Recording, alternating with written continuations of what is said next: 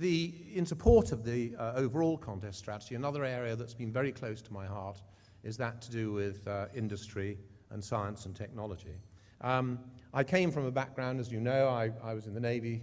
I still am in the Navy, actually. I'm on the active list still, amazingly. But I came from a long time in the Navy, the Ministry of Defense, and that area of endeavor and procurement and links with industry, and the links there are really quite close.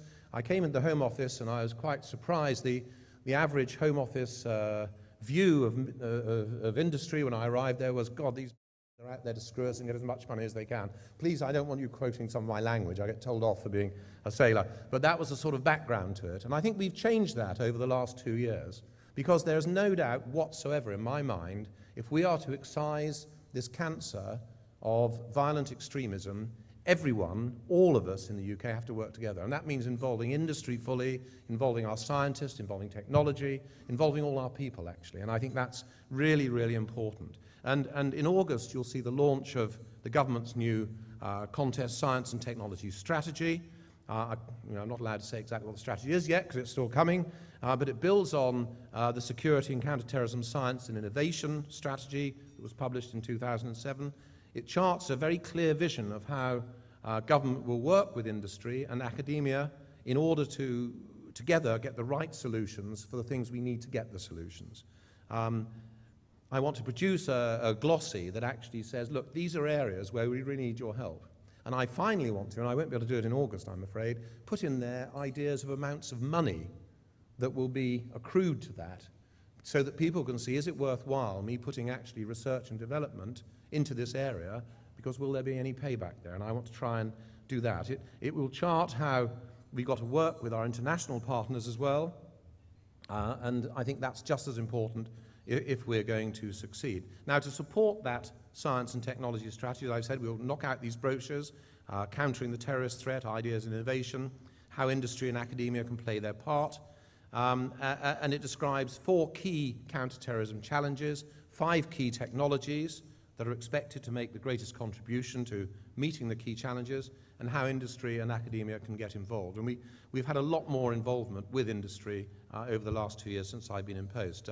Industry was involved in the creation of both of these documents through the Security and Resilience Industry Suppliers Community, that's RISC, which I'm sure you're all aware of, and we are very grateful for all the contributions that industry actually made to this. We were very well aware that the threats to UK that we face in the UK every day, and I think we've got to be very careful, because I genuinely believe in the last 2 years the things we have done have made our citizens safer, but that doesn't mean that we're not still at great risk, because I'm afraid there are some very, very nasty, unpleasant people who wish to do us harm, to our society and to our people and to innocent people.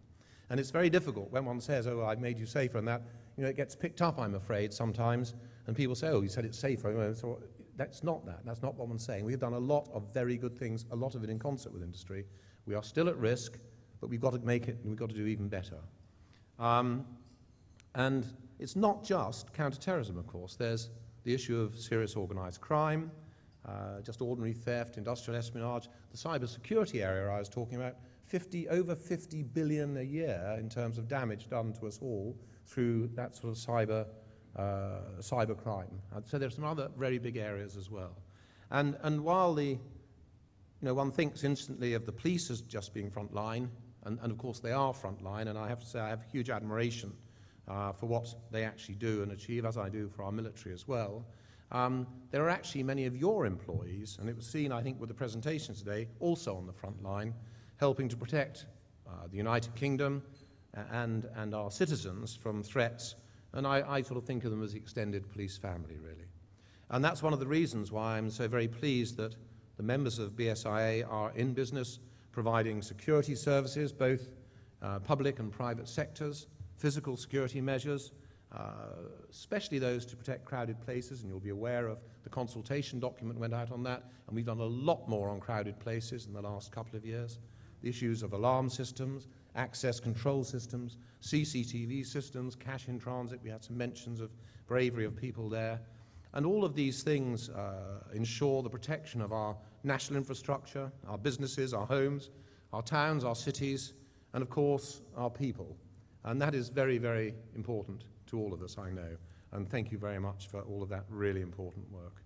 The security industry's involvement in contest is not restricted to just providing security solutions and services to clients. You've got a role to play because the Security Industry Authority's statistics show around 270,000 licenses to people working in the security industry as door supervisors and security guards. I mean, we're talking about a huge scale here. Every day, these employees meet millions of members of the public, and so in a week, they probably meet the majority of the UK population. I mean, certainly they meet a large chunk of it.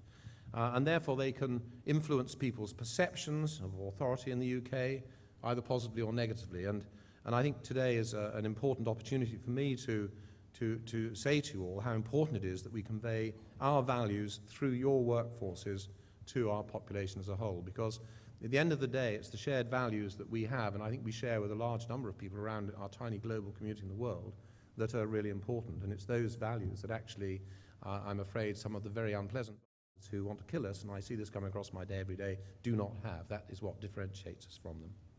Now, the best equipment, systems, innovations, technologies come from a thriving and technologically advanced marketplace.